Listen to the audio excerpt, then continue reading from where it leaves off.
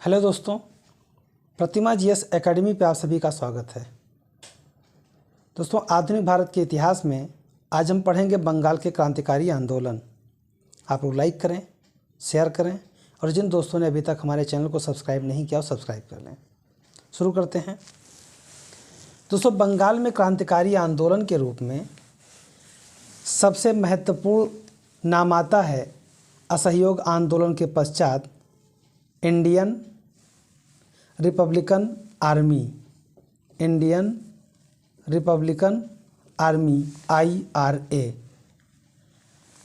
IRA का गठन 1930 में किया गया। 1930 में इसलिए किया गया कि जब देखा गया कि असहयोग आंदोलन पूरे भारत में चरम पर था। असहयोग आंदोलन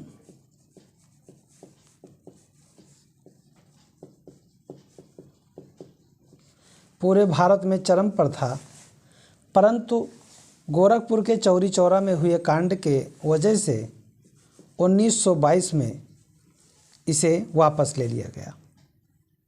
महात्मा गांधी जी ने 1922 में असहयोग आंदोलन को वापस ले लिया, तो इससे संबंधित जो युवा क्रांतिकारी थे वो नाराज़ हो गए। वो युवा क्रांतिकारी चाहे हिंदुस्तान रिपब्लिकन आर्मी हो, एसोसिएशन हो, इसी का आगे चल कर के नाम बदला हिंदुस्तान सोशलिस्ट रिपब्लिकन एसोसिएशन, चाहे वो IRA की स्थापना हो, सूरसेन महोदय, यानी युवाओं को इतना ज़्यादा प्रभाव पड़ा कि गांधी जी ने अगर आंदोलन वापस नहीं लिया होता तो जनता जागरूक हो गई थी और पूरे भारत में अलग अलग जगहों पर आंदोलन छिड़ गया था। हम अंग्रेज़ों को भगा देते और हमारे हाथ में भारत होता। लेकिन कहा जाता है कि गांधी जी ने जो व्यवस्था दी, गांधी जी ने जो आंदोलन का अप्रोच रखा, गांधी जी के आंदोलन का अप्रोच था ये फिर ऐसे फिर ऐसे फिर ऐसे, और एक दिन ये पीक पे जा कर के गांधी जी आंदोलन को प्राप्त करते। एक सीढ़ी नुमा दिखता है, जैसे चंपारण में गांधी जी गए, 1917 में आंदोलन किया, यानी सत्याग्रह किया, और उसके बाद में 1918 में गुजरात के अहमदाबाद और खेड़ा आंदोलन से संबंधित रहा। फिर गांधी जी ने रचनात्मक कार्य करके सभी लोगों को एकत्रित किया और असहयोग आंदोलन चलाया। असहयोग आंदोलन में गांधी जी ने बताया कि 1 वर्ष में स्वराज मिल जाएगा। गांधी जी जब शुरू किए थे 1917 में चंपारण सत्याग्रह, तब उन्हें बात पता थी कि भी भारत की जनता मात्र इतनी जितना मैं बना रहा हूँ, समझ लीजिए कि एक नग्न मात्र 2% के आसपास भारत की जनता आंदोलन के लिए जागरूक है, और इन 2% की जनता की वजह से केवल हम भारत को आज़ाद नहीं करा सकते। जो लोग गांधी जी को कोसते हैं वो गांधी जी के इस व्यक्तित्व को समझने की कोशिश करें कि 2% मात्र सत्याग्रहियों से या 2% मात्र भारत के जागरूक जो लोग थे उनके बल पर हिंदुस्तान की आज़ादी संभव नहीं था। और ये बात कौन समझा था? ये बात महात्मा गांधी समझे थे, क्योंकि 1915 से 1917 के बीच ये जो 2 साल का समय था, इस 2 साल में इनके गुरु महात्मा गांधी जी के गुरु गोपाल कृष्ण गोखले ने कहा था कि आँख और कान को खोल करके मुंह बंद करके पूरे भारत का भ्रमण करो। जब गांधी जी ने पूरे भारत का भ्रमण किया 2 साल तक, तो उनको ये समझ में आ गया कि कैसा आंदोलन का नेतृत्व करने की आवश्यकता है जिससे हम आज़ादी प्राप्त कर सकें। तो गांधी जी का पहला ही वक्तव्य यही था कि हमें हमारा देश हमारे गांव में बसता है, और जब तक गांव की जनता राजनीति में भाग नहीं लेगी, स्वतंत्रता आंदोलन में भाग नहीं लेगी, जब तक वो नहीं चाहेगी कि अंग्रेज़ भगें, तब तक हम अंग्रेज़ों को नहीं भगा पाएंगे। क्योंकि अभी तक 1857 हो या उसके बाद की चीज़ें हों, केवल कुछ प्रतिशत पढ़े लिखे वकीलों के द्वारा आंदोलन चलाया जाता रहा, और जबकि गांव के लोगों को, महिलाओं को, इन लोगों को आंदोलन से दूर रखा गया था। और जब इन दोनों को आंदोलन से दूर रखा जाएगा तब आंदोलन कैसे प्रभावी होगा, क्योंकि जब तक भीड़ नहीं दिखेगी, उनको डर नहीं लगेगा, तब तक वो कैसे अपने आप को अलग अकेला महसूस करेंगे। गांधी जी इस बात को समझ चुके थे कि जब तक हमें भारत के पूरे लोगों का समर्थन नहीं प्राप्त होगा तब तक हम आज़ादी नहीं प्राप्त कर सकते। तो गांधी जी ने जब सत्याग्रह चंपारण किया, क्योंकि वो 2 साल पूरे भारत में भ्रमण कर चुके थे, तब उन्होंने देखा कि अभी मात्र मेरे पास कुछ चुने हुए लोग हैं। तो चंपारण और सत्याग्रह करके उन्होंने थोड़े लोगों की जो है भीड़ एकत्रित की। अब वो क्या बोले कि मुझे 1 वर्ष में अगर स्वराज्य चाहिए, 1 वर्ष में स्वराज्य चाहिए तो हमें सड़कों पे आना होगा। और वहीं पर खिलाफत आंदोलन चल रहा था। खिलाफत आंदोलन जो 1919 को चला था। अब इसके वजह से असहयोग आंदोलन चला, 1922 में समाप्त भले हुआ, लेकिन वो यहाँ तक पहुँच चुका था। यहाँ तक पहुँचने का मतलब है कि कम से कम 15% जनता गांधी जी के साथ हो चुकी थी गांधी जी के साथ हो चुकी थी। अब 15% जनता जब एकत्रित हुई, जहाँ 2% लोग एकत्रित होते थे और लगता था कि हम अंग्रेज़ों को भगा देंगे, वहीं पर जब 15% लोगों को युवा देखेंगे तो उनके अंदर अग्रेसिव होना और उनके अंदर उतावलापन आना संभव था। लेकिन गांधी जी समझते थे कि ये 15% भी पर्याप्त नहीं है। लेकिन अगर गांधी जी असहयोग आंदोलन को वापस नहीं लेते तो इस 15% को अंग्रेज बंदूक और कोड़े मार करके इन्हें शांत कर देते, तो इन 15% का मनोबल टूट जाता, और जब इनका मनोबल टूट जाता तब 15 से 16 करने में सांसें फूल जाती। लेकिन गांधी जी समझते थे कि इनका उत्साह बना रहे, और यहीं पर थोड़ी सी गलती हुआ। कितना गलती हुआ था? 5 फरवरी 1922 चौरी चौरा कांड। 5 फरवरी 1922 चौरी चौरा कांड जब हुआ तो वहाँ पे गांधी जी समझ गए थे कि अब लोग अपना सब्र खो रहे हैं, क्योंकि उन्हें गलतफहमियाँ आने लगी है। गांधी जी बहुत बुद्धिमान थे। अब उन्होंने देखा कि 5 फरवरी को 1922 को लोग आपा खो दिए हैं और चौरी चौरा में कांड हो गया। अब इनका जोश, ये जो 15% लोग हैं, इनका जोश एकदम हाई पे था।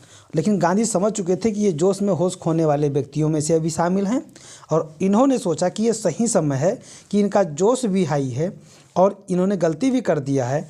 गांधी जी ने कहा, हम आंदोलन वापस लेते हैं, हम अपने हिंदुस्तानियों को हिंसक नहीं बनने देंगे, और अगर वो हिंसक बनते हैं तो हमारी मौत के सामने ही बनेगी। पहले हमारा मौत होगा, फिर लोग हिंसक होंगे। अपने हिंदुस्तानियों को हिंसा के बल पर हम आज़ादी नहीं चाहते। अब इन जो 15% थे, तो गांधी जी ने जब वापस ले लिया तो सबसे ज़्यादा नाराज़ हुए युवा नाराज़ हुए। उसमें सुभाष चंद्र बोस हैं और बहुत ऐसे नेता थे जो खूब नाराज़ हुए। इतना गुस्सा है जैसे लगता था क्या कर डालेंगे। अब इन लोगों को लगा 15% को कि गांधी जी रोक नहीं लिए होते, अभी इनको मारते धुआं कर देते। अब यहाँ पे हुआ क्या कि जैसे कहा जाता है कि घर में एक दादा है, एक माँ है, ये तो साड़ी वाड़ी पहन ली है, एक भाई है, एक जो भी है कोई बड़ा, अब एक छोटा बच्चा यहाँ पे है। अब इसको है तो एक तमाचा भर का, एक तमाचा मार दो तो गिर जाएगा, लेकिन गुस्से में पहुंचा पड़ोसी को ऐसी तैसी करने लगा। लेकिन तभी एकदम जोश हाई पे था और दादा को पता चल गया कि अब ये पिटने वाला है। अब ये दादा पहुँचे, इनको रोक दिए कि नहीं, तुम्हें गलती नहीं करनी, चलो बंद करो, हमें नहीं चाहिए। अब ये सोचे कि अगर दादा नहीं पहुंच गए होते तो अभी मैं मारता पड़ोसी को, ऐसी तैसी कर देता। लेकिन दादा को पता था कि ये नहीं मारता, पड़ोसी इनको मार देता, क्योंकि अभी हम कमज़ोर हैं, अभी पड़ोसी ताकतवर है। और इस बात को ये नहीं समझता था, तो ये गुस्साया किसके ऊपर? दादा को। पता था आप रोक लिए हमको, नहीं तो देखते। अब ये अगला मौका तलाश रहा है कि जब दादा हमको रोक ना सकें तब हम इनको बताएंगे। अब ये वही जोश लेकर बैठा है जिस जोश से उन्हें मारने गया था, लेकिन दादा को पता था कि वो जोश पे नहीं रोक देते तो ये जब पिट जाते तो इनका जोश हमेशा के लिए ठंडा हो जाता। यही काम गांधी जी कर रहे थे।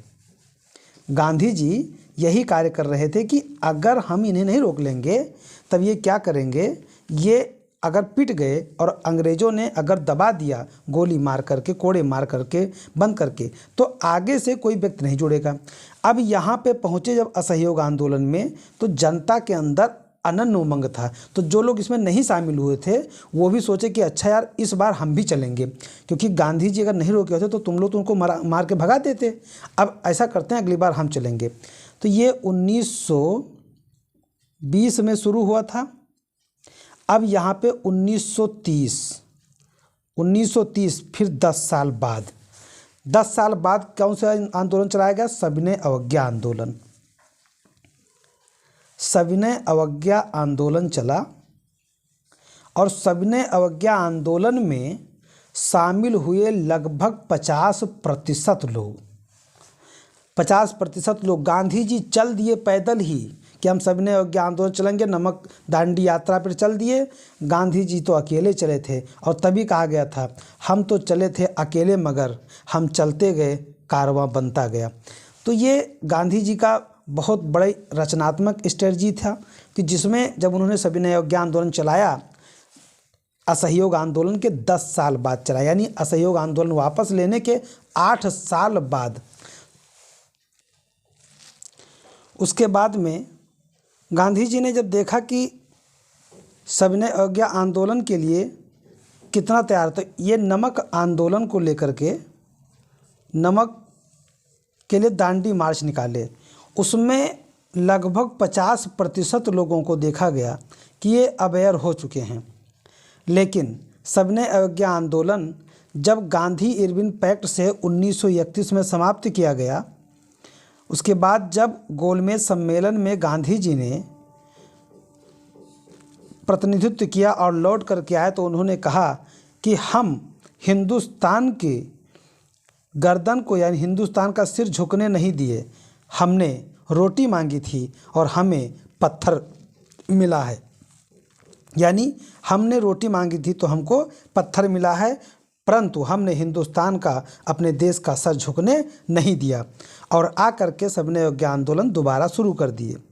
लेकिन 1934 तक आते आते आंदोलन को फिर रोक दिया गया और लोगों के अंदर उत्साह बढ़ता रहा। अब गांधी जी यहाँ तक पहुँच चुके थे, उन्हें पता था कि हिंदुस्तान में जनता के अंदर एक ऐसी भावना भर गई है कि अब उसे पूर्ण आज़ादी से कम कुछ भी नहीं चाहिए। और वहीं 26 जनवरी 1930 को जवाहरलाल नेहरू के नेतृत्व में पहली बार स्वतंत्रता दिवस भी मना लिया गया था। अब यहाँ से फिर जब गांधी जी रचनात्मक कार्य करते रहे, ये जो समय आप देख रहे हैं रचनात्मक कार्यों का है। और उसके बाद 1942 में गांधी जी, वही गांधी जी जो कहते हैं कि सत्य और अहिंसा पे भरोसा रखिए, वही गांधी जी जो कहते हैं कि हम अपने हिंदुस्तान के लोगों को हिंसक नहीं बनाएंगे, वही गांधी जी जब कहते हैं कि हमारा प्राण चला जाएगा उसके बाद ही हिंसक हो सकते हैं, उसके पहले तो हम नहीं होने देंगे, वही गांधी जी 1942 में कहते हैं डू आर डाई, करो या मरो। यानी ऐसा स्थिति आती है। फिर सीतारामैया जी कहते हैं कि अब गांधी जी में लगता है कि सीधे प्रभु का वास हो गया हो, उनमें भगवान उतर आया हो। यानी वही गांधी जी इतना अग्रेसिव भाषण दे रहे हैं जिससे पूरा हिंदुस्तान खड़ा हो गया। और इसी के बाद एक आदेश आता है कि हम हिंदुस्तान छोड़ देंगे और महज 5 साल के अंदर आज़ादी मिल जाता है। तो गांधी जी एक स्ट्रेटजी के भांति कार्य करते थे, लेकिन युवाओं को वो रास कैसे आएगा जब खून जवानी का उबल रहा हो। कैसे मैं मानूं हिंसक ना हूँ, कैसे मैं मानूं कि ना करूँ, क्या खौफ है किसी के दिल में ये, मेरे रहते मैं क्यों ना करूँ। सुभाष चंद्र बोस जी के साथ जो लोग थे उन लोगों ने जब शपथ लिया तो उन्होंने कहा कि जब खून के बदले आज़ादी मिलेगी और अगर आज़ादी के लिए खून न दे सकूं तो जवानी किस काम की। ऐसे हमारे यहाँ के महान लोग रहे हैं, लेकिन युवाओं को भी सही, अगर इन लोगों का भी ये डर नहीं होता तो केवल गांधी जी ही पर्याप्त नहीं थे, हर किसी का हिंदुस्तान के आज़ादी के लिए बराबर योगदान रहा है। तो इसी असहयोग आंदोलन के समर्थक थे सूरसेन जी। सूरसेन जी ने जब देखा कि गांधी जी ने असहयोग आंदोलन को वापस ले लिया है तो ये भी दुखी हुए और इन्होंने आगे चल कर के रास्ता अपना लिया क्रांतिकारियों का। बंगाल में क्रांतिकारी आंदोलन चलाने का श्रेय सूरसेन जी को जाता है।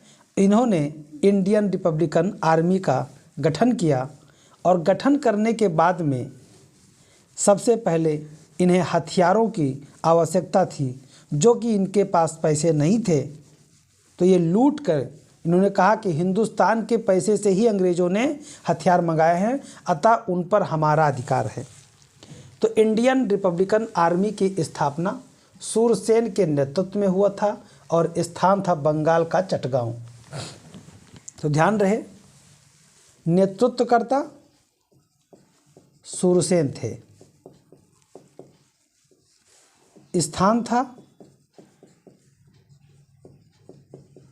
चटगांव, बंगाल। अब इनके सदस्य कौन कौन थे? सदस्यों में शामिल थे अनंत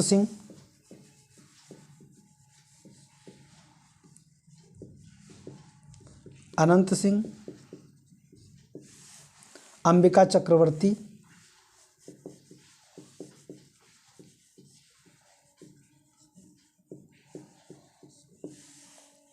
कल्पना दत्त,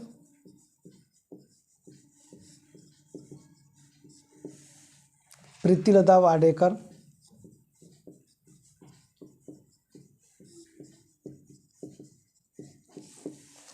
यानी ये लोग इनके सदस्य थे और सदस्य में प्रमुख थे कल्पना दत्त, प्रीतिलता वाडेकर, अंबिका चक्रवर्ती, अनंत सिंह। इन लोगों ने सूरसेन का सहयोग किया और 19 अप्रैल 1930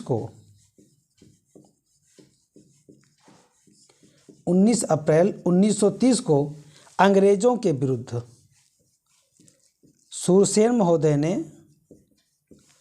अंग्रेज़ों के विरुद्ध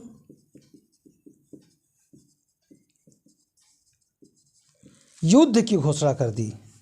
वाह, युद्ध की घोषणा कर दी। ये बहादुर लोग थे, ये कह करके कहते थे, चुपके से नहीं मारे। उन्होंने कहा हम युद्ध की घोषणा करते हैं। और इन्हीं सूरसेन जी को मास्टर दा के नाम से जाना जाता है। मास्टर दा के नाम से इन्हें जाना जाता है। चटगांव शस्त्रागार के लिए ये मशहूर हैं।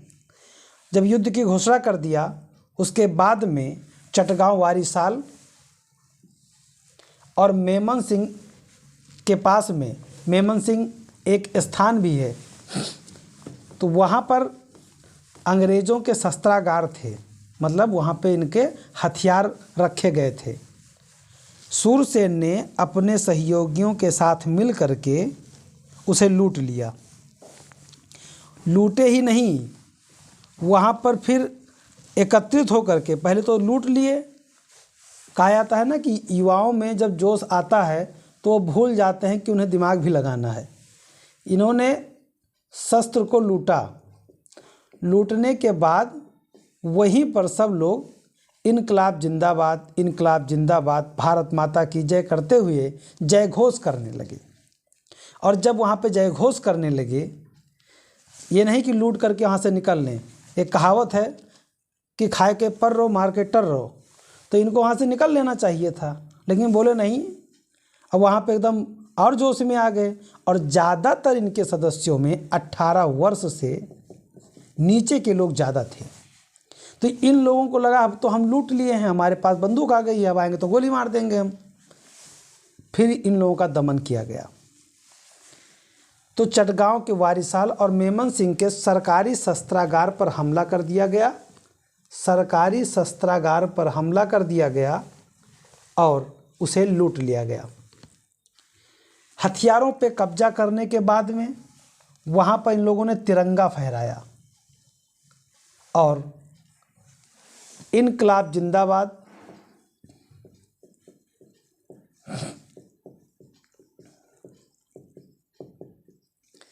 इनकलाब जिंदाबाद, भारत माता की जय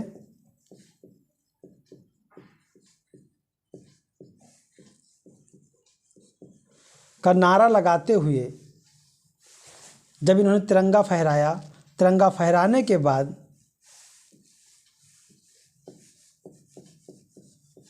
तिरंगा फहराने के बाद में इसे कहा गया चटगांव कांड। चटगांव कांड के नाम से ये जाना गया, क्योंकि ये ऐसा कर ही रहे थे कि इन्हें अंततः घेर लिया गया और घेर करके पकड़ करके कई लोगों को मार दिया गया अंग्रेज़ों के द्वारा। सूरसेन जी ने जो अपने सदस्यों को, अपने साथ अपने सहयोगियों को इन्होंने प्रशिक्षण दिया था, उसमें प्रीतिलता वाडेकर ने रेलवे इंस्टीट्यूशन पर छापा मारा। प्रीतिलता वाडेकर, जब इन्होंने रेलवे इंस्टीट्यूट पे छापा मारा और उसके बाद में जहर खा करके शहादत दे दी, जहर खा लिया इन्होंने, क्योंकि महिलाओं के साथ ये लोग बहुत क्रूर व्यवहार करते थे। जब इन्हें प्रीतिलता वाडेकर महिलाओं को जब गिरफ्तार करते थे तो महिलाओं को फांसी की सज़ा नहीं दे सकते थे, तो इन्हें आजीवन कारावास देते थे। लेकिन इनके साथ क्या करते थे अंग्रेज अधिकारी, बदतमीजियाँ बहुत करते थे और इसीलिए ऐसा इनके साथ ना हो, इन्होंने जहर खा करके स्वयं शहीद हो गईं। दिसंबर 1931 को कोमिला की 2 युवतियाँ, कोमिला एक स्थान है, कोमिला की 2 युवतियाँ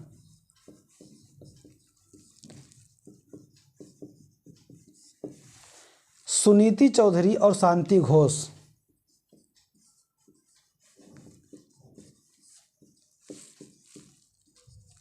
सुनीति चौधरी और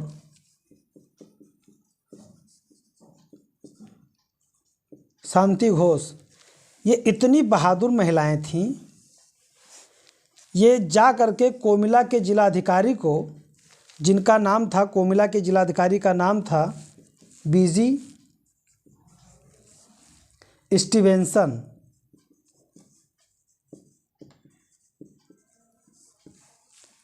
ये दोनों महिलाएं कोमिला के जिलाधिकारी बीजी स्टीवेंसन की जाकर के हत्या कर दी। और ऐसे नहीं मारी, इतनी क्रूरता से इनका हत्या की कि जिसे इनका क्रोध, किताब में कहा गया कि सुनीति चौधरी अपने क्रोध को काबू में कर पाती कि शांति घोष ने ऐसा प्रहार किया कि बीजी स्टीवेंसन की मौत तत्काल हो गई। मतलब इनकी मौत इतना भयंकर रूप से इन दोनों महिलाओं ने इनको मौत के घाट उतारा कि इनके गुस्से को देखने लायक था, ऐसे किताब में बयां करती हैं। फरवरी 1932 में बीना दास करके एक महिला थी। फरवरी 1932 में बीना दास ने दीक्षांत समारोह के दौरान, देखिए बीना दास पढ़ी लिखी महिला थी और दीक्षांत समारोह हो रहा था। दीक्षांत समारोह का मतलब होता है कि ये डिग्री ले करके आगे के लिए निकल रही थी। तो दीक्षांत समारोह में इन्हें सम्मानित किया जा रहा था, इन्हें उपाधि दी जा रही थी और उपाधि ग्रहण करते समय इन्होंने गवर्नर स्टैनले जैक्सन, ये बड़ा हाथ मारी, गवर्नर स्टैनले जैक्सन इनकी हत्या कर दी।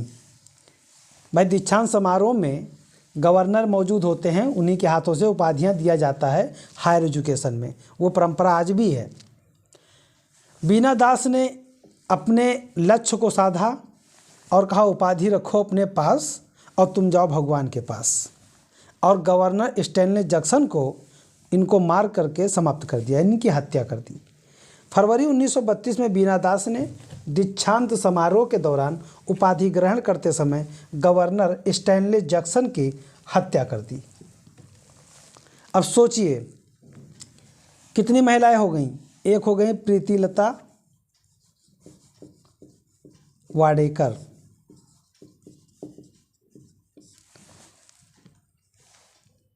सुनीति चौधरी शांति घोष,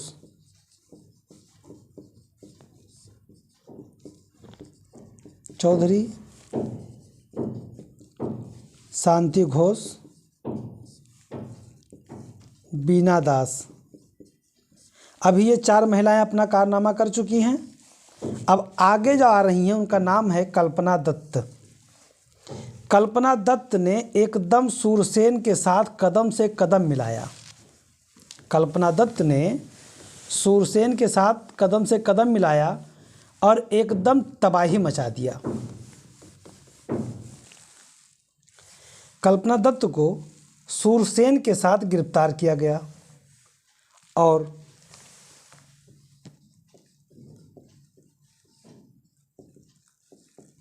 इन्हें सूरसेन के साथ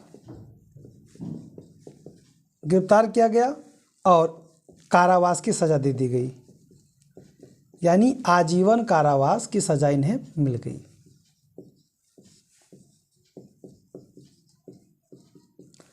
आजीवन कारावास की सज़ा मिली। 16 फरवरी 1933 को सूरसेन को गिरफ्तार किया गया। 16 फरवरी 1933 को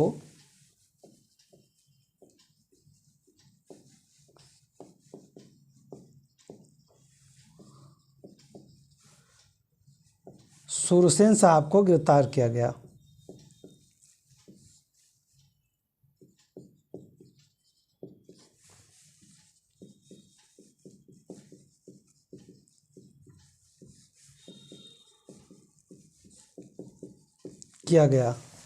और उसके बाद में 12 जनवरी 1934 को 12 जनवरी 1934 को सूरसेन साहब को फांसी दे दी गई।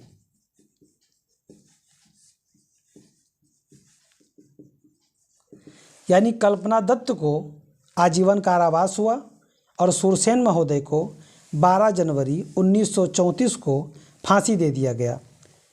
ये डेट बहुत ही महत्वपूर्ण है। एक मूवी बनी थी खेले हम जी जान से,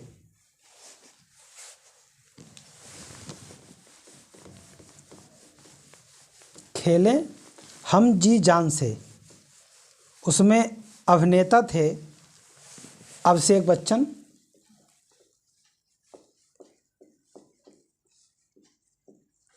हम जी जान से, तो इसके अभिनेता थे अभिषेक बच्चन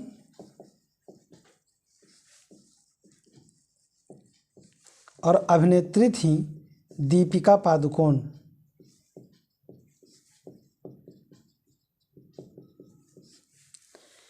इन दोनों लोगों ने मिल करके अभिनय किया था और ये मूवी संबंधित थी सूरसेन पर, यानी कि चटगांव कांड पर। चटगांव कांड पर ये मूवी बेस्ड थी, यानी खेले हम जी जान से जब आप इसकी चर्चा करेंगे तो इसकी चर्चा कर सकते हैं, कोई दिक्कत नहीं है। अभिषेक बच्चन और दीपिका पादुकोण इन्होंने अभिनय किया था। 16 फरवरी 1933 को सूरसेन जी को गिरफ्तार कर लिया गया और 12 जनवरी 1934 को इन्हें फांसी की सज़ा दे दी गई और कल्पना दत्त भी इन्हीं के साथ गिरफ्तार की गई थी। इन्हें आजीवन कारावास दिया गया। बंगाल में ही दिसंबर 1930 में महोदय थे विनय बोस, बादल गुप्ता, दिनेश गुप्ता, इन लोगों ने मिल करके कोलकाता के राइटर्स बिल्डिंग में घुस करके पुलिस अधीक्षक की हत्या की थी। ध्यान रहे कि एक एग्ज़ाम में आया था कि राइटर्स बिल्डिंग कहाँ है। ये राइटर्स बिल्डिंग एक समय जब कोलकाता राजधानी हुआ करता था, दिल्ली तो राजधानी बना है 1912 में, उसके पहले राजधानी हुआ करता था भारत का कोलकाता, क्योंकि 11 में अनाउंसमेंट हुआ था और 12 में शिफ्ट किया गया था। तो उसके पहले जो राजधानी था और बैठक होती थी तो इसी राइटर्स बिल्डिंग में हुआ करता था। लेकिन जब राजधानी दिल्ली बना दिया गया तो राइटर्स बिल्डिंग एक जिला के कमान के भांति इससे ज़्यादा कुछ नहीं रह गया। तो यहाँ पर इन महोदय ने, जो गुप्ता लोग हैं, बादल गुप्ता, दिनेश गुप्ता, विनय बोस, इन लोगों ने मिल करके कोलकाता के राइटर्स बिल्डिंग पे घुस करके पुलिस अधीक्षक की हत्या कर दी। पुलिस अधीक्षक की हत्या कर दी। ध्यातव्य हो, खेले हम जी जान से अभिषेक बच्चन और दीपिका पादुकोण पर IRA पर आधारित फिल्म थी। IR Indian Republican army. तो दोस्तों यहाँ पर आपको एक रूप में देखना यह है कि सूरसेन के नेतृत्व में इंडियन रिपब्लिकन आर्मी का गठन होता है चटगांव में। इनके सहयोगियों के द्वारा अंग्रेज़ों के विरुद्ध युद्ध की घोषणा कर दिया जाता है और चटगांव वारिसाल और मेमन सिंह, चटगांव वारिसाल और मेमन सिंह के पास में सरकारी शस्त्रागार पर हमला करके उस पर कब्जा कर लिया जाता है और तिरंगा फहरा दिया जाता है। इनकलाब जिंदाबाद, भारत माता की जय के साथ जय घोष किया जाता है, जिसे चटगांव कांड के नाम से जाना जाता है। क्रांतिकारी गतिविधियों से जुड़ी कुछ महत्वपूर्ण पत्रिकाएं हैं, समाचार पत्र हैं, रचनाएं हैं। इनकलाब जिंदाबाद के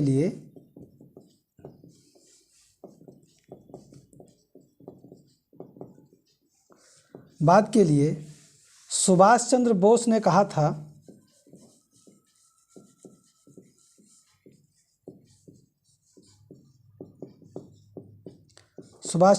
कहा था कि भगत सिंह जिंदाबाद,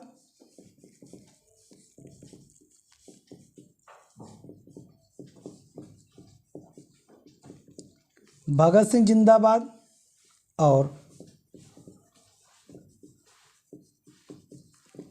इनकलाब जिंदाबाद का एक ही मतलब है। इन्होंने कहा था आप इनकलाब जिंदाबाद कहिए चाहे भगत सिंह जिंदाबाद कहिए, दोनों का एक ही मतलब है, ऐसा सुभाष चंद्र बोस ने कहा था। ये अभी हाल ही में एग्ज़ाम में पूछा गया प्रश्न है। उसके बाद में मैं नास्तिक हूँ, मैं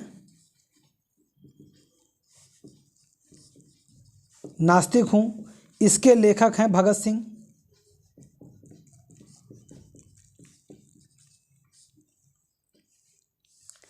और इन्होंने ही कहा था कि क्रांति की धार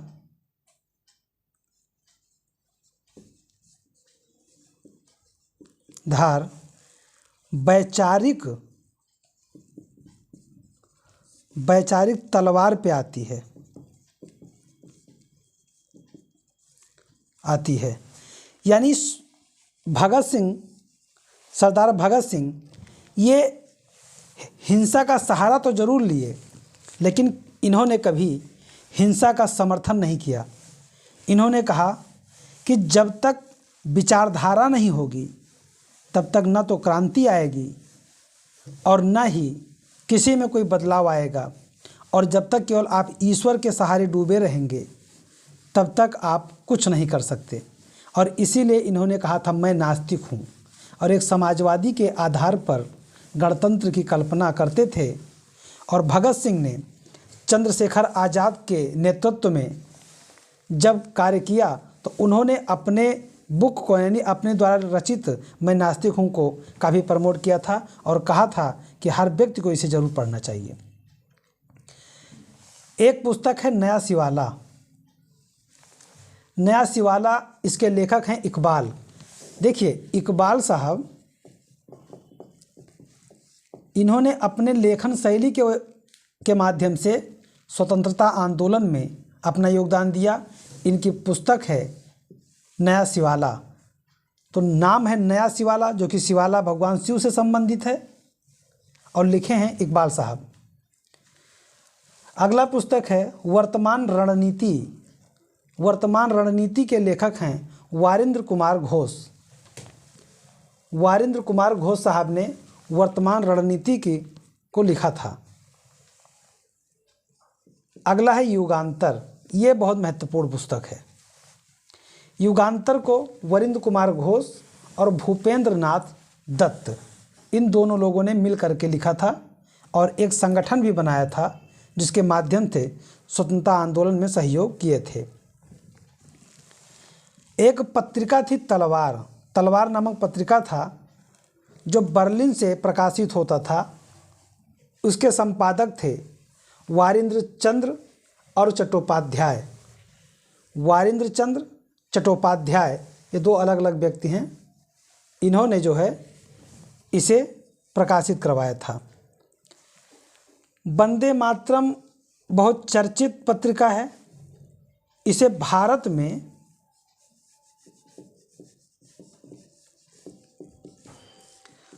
में अरविंद घोष के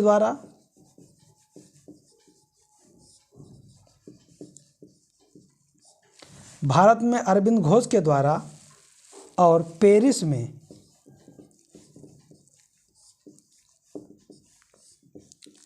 मैडम भीका जी कामा, इन्होंने जो है पेरिस में वंदे मातरम पत्रिका को प्रकाशित करवाया था और वहाँ पर भारत का झंडा भी लहराया था।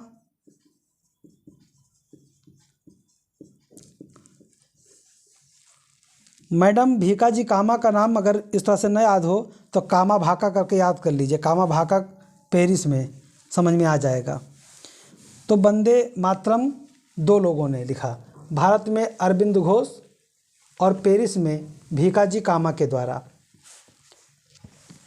एक पुस्तक है भारत माता।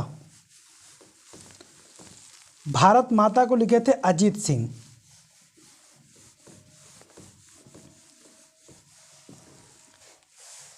भारत माता अजीत सिंह, ये वही अजीत सिंह हैं जिन्होंने अफगानिस्तान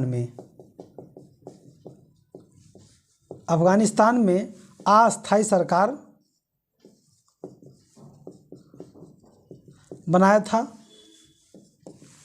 ये वही अजीत सिंह हैं, इन्होंने भारत माता नामक पत्रिका का प्रकाशन किया था। अगला है Indian sociologist Shyam ji Krishna Verma. Indian sociologist Shyam ji Krishna Verma ये लंदन में थे, अमेरिका में काफ़ी सहयोग किए। यानी भारतीयों का विदेशों में झंडा लहराने में श्याम जी कृष्ण वर्मा का बहुत बड़ा योगदान है। बंदी जीवन, सचिंद्र चंद्र सान्याल जी ने बंदी जीवन का प्रकाशन किया था। और लाला हरदयाल ये न्यूयॉर्क में थे, इन्होंने मदर नहीं है गदर है, एक गदर पार्टी थी। गदर पार्टी 1913 में लाला हरदयाल के द्वारा न्यूयॉर्क में बनाया गया था और गदर नामक पत्रिका के द्वारा इन्होंने इस आंदोलन को बढ़ाया था। इसमें लिखा होता था, ज़रूरत है क्रांतिकारियों की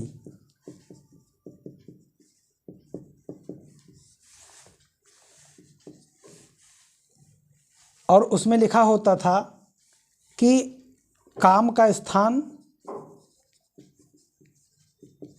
भारत, उद्देश्य भारत में आतंक फैलाना और वेतन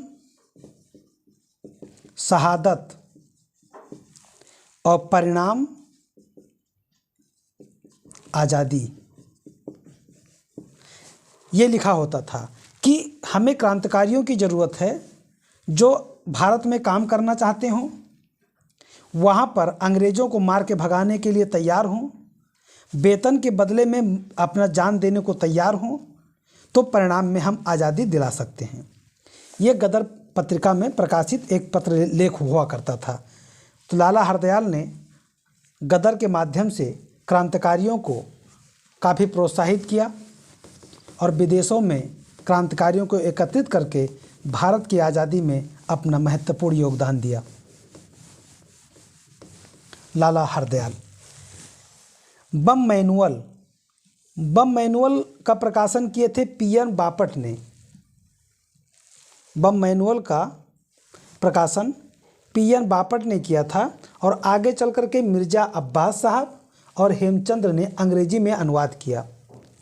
बम मैनुअल ये बहुत ही महत्वपूर्ण पुस्तक है। ये सारे महत्वपूर्ण हैं, लेकिन कुछ ऐसे महत्वपूर्ण हैं कि जो आए, जैसे गदर हुआ, बंदी जीवन हुआ, ये सब। तो बम मैनुअल पीएन बापट द्वारा लिखा गया था कि मिर्ज़ा अब्बास और हेमचंद्र महोदय ने इसका अंग्रेजी अनुवाद किया।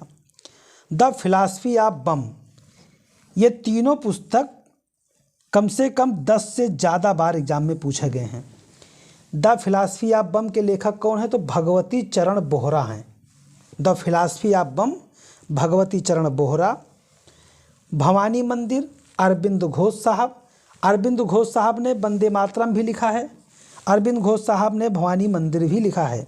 और Sandhya, Brahmadatta Bandopadhyay. The philosophy of bomb, Bhagwati Charan Bohra. Bhavani मंदिर, अरविंद घोष। संध्या, ब्रह्मदत्त बंदोपाध्याय साहब ने लिखा है। तो ये पुस्तक हैं, ये उसके लेखक हैं जिन्होंने क्रांतिकारी गतिविधियों में अपने महत्वपूर्ण योगदान दिया और हिंदुस्तान को आज़ाद करवाया। धन्यवाद। जय हिंद, जय भारत।